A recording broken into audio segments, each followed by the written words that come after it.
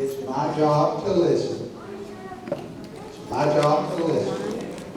And then try our best to do whatever it is we need to do to keep this system financially viable. Okay, let me just introduce for just a second. All right, this is a school night, and we are all concerned, and we all had a lot of questions.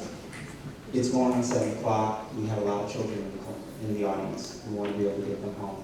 We want to take the last 5 questions, if at all possible. I would ask if, after the meeting breaks, if Dr. Cotton would be available maybe for one-on-ones with individuals that may want to ask you a question directly. If you can be available, but we want to go ahead and start drawing the town hall to a close. Also, if I can interject, thank you so much. If you are a household that received a handout and you don't need more than 1 copy, could you raise your hands? There are several parents in the back that did not have the capability. I also want to let you know that if you go to the PTO website, which is www.inmaneaglespto.com, my copy I will scan tonight and I will put on as soon as I get home. So there will be a scanned downloadable copy of that. In addition, I will have a questionnaire on that website, and you can input any questions that you have that was not addressed. We'll put that in our petition, and the petition that we are signing does have 96 signatures within 24 hours.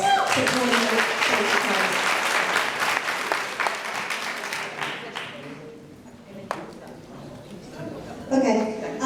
As a teacher in Fayette County, I would be interested in seeing your scoring rubric for how you plan on scoring the different schools as to how who's going to go and who's going to stay, what remains closed, what remains open. You've mentioned the cost analysis seems to be important.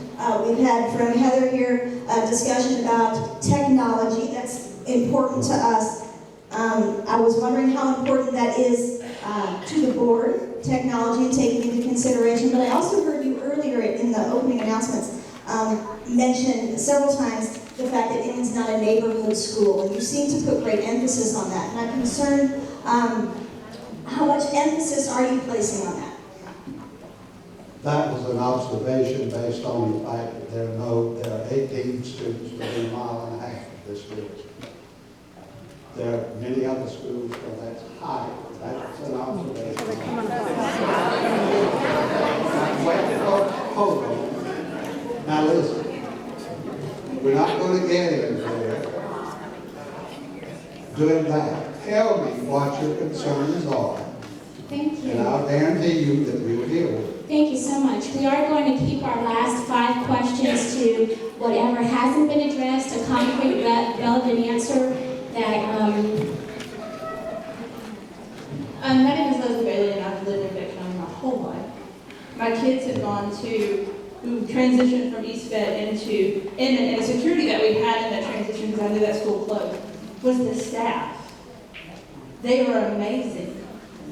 My daughter graduated, she went into 9th grade this year, and at her 8th grade ceremony, we watched the kids come across. It was a large majority of the kids, and the foundation, I'm getting to the point of this, had the presidential award. My daughter was included in that. And I can say as a working mom that I have to say is because of the staff at Inman Elementary and East Fayette, that Fayette County is recognized for. So why are scoring and testing and grades not an emphasis of why a school would be closed? Why is it all simply financial? Because I have to say, as a parent of a child who is excelling in academics, not because of me, it's because of the foundation that Inman Elementary and East Fayette Elementary laid for her of how important it is, and the basics of knowledge, is why she is who she is going into the 9th grade with the mindset that she has. So why is that not a factor in any of this? It should be. That should be the only factor. Well, And why would our scoring not be compared to someone at Braden Elementary?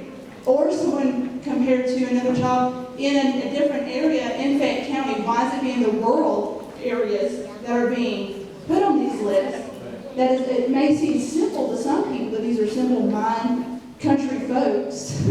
But like I said, that is what is being looked at. It's not looking at the other cities like Peachtree City. It is about political, it is political. But I do think that we need to change our mindset and take it off of the financial, and we need to look at what this staff at this school is doing for our children and the basics of education. We only have 2 more questions because it is 7 o'clock, and we'll turn we only have 3 more, I'm sorry. Hey, good afternoon, Dr. Todd. I'm over here, Dr. Todd. No. First of all, let me say thank you to you and the young lady for coming out. That's the first thing I want to say. Second of all, I want to be an example because I got my kids, and one of the things I try to teach them is how to deal with things on a professional, but more important, respectful way. Dr. Todd, to be respectful, I don't seem to be getting answers to some of the questions. It appears to me, it just appears, that maybe the board, or maybe the question that we're asking, you are not prepared to give a concrete answer to me. So, that being said, Dr. Todd, what I would like to know from you, sir, is there going to be a follow-up meeting before some decisions are made with the school? Because I want to be respectful for your campus. I heard you mention that you're a former principal, you had kids in the school system, so I was listening to that aspect of it.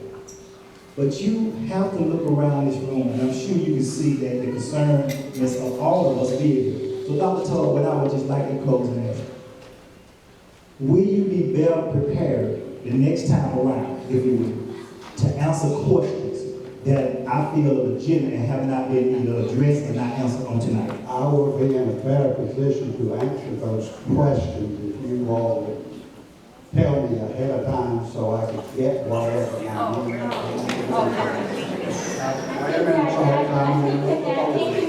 Thank you so much. I think that that's a valid response, and what we'll do is we will follow up with a list of all of the questions that weren't able to be answered.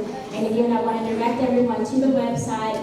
I'll build out a question page, and we'll follow that up to you. We'll expect a written response as well. Thank you, Dr. Todd, for coming here today. From an emotional aspect, I can't really say I got a heavy weight at this point, but I know my kindergarten has only been here 2 days, and I strategically moved to where I moved for a reason. But my question is, and I make these decisions at a very high level all day long, how do you get this far along in the process without having already had the cost analysis?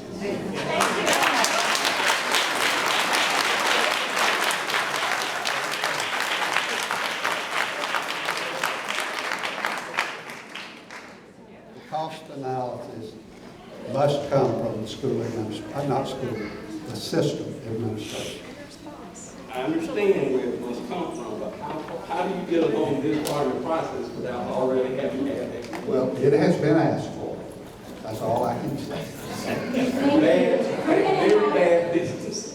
We're going to have one last question, and thank you so much. My name is Michaela Gelato, and I've had 2 beautiful girls come through this administration. And when we were leaving East Fayette, one of the reasons we were told that East Fayette needed to close was because it was an older facility, didn't have the technology, so we moved to a new facility with great technology. At the time that we were moving, it was talked about that our kids should be dispersed and the lines should be redrawn. And parents at Springville in particular were in an uproar. They came, they marched, they talked, they did everything possible, and you all went back on that. So although we don't have a neighborhood a mile away, we are a community because you made us a community.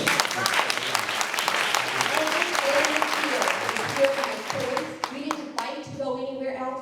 We stayed with this administration and this faculty because they're great, and they're making our kids great. So if you close this school, what are you going to do to make our children comfortable in a place they were never wanted? That's right. Amen.